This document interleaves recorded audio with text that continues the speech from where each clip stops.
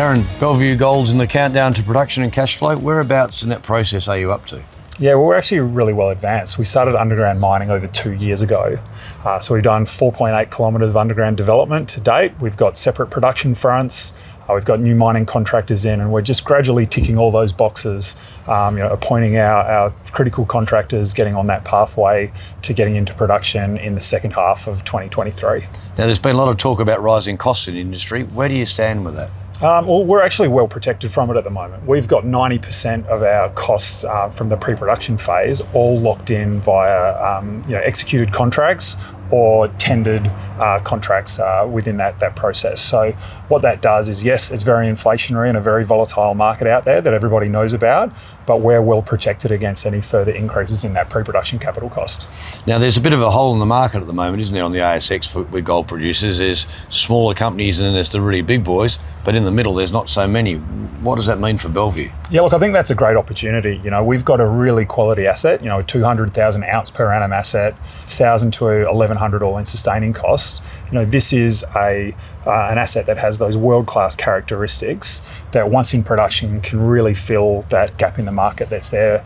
And I think the market is screaming out for a new miner to come on the block, and with a good management team, with a good asset, I mean, the world will be our oyster once we get it into production.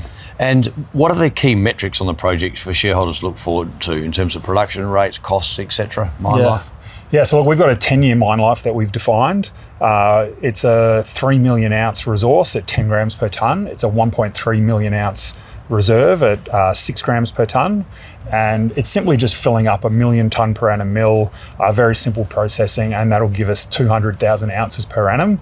But there is significant room for growth in that. So we can have growth through extra production by upgrading the mill. We're going to have growth through increasing resources through further drilling, and then growth through increasing our reserves as we get underground. And that's not to talk about all the extra exploration that's around. Like, it's a prolific gold system.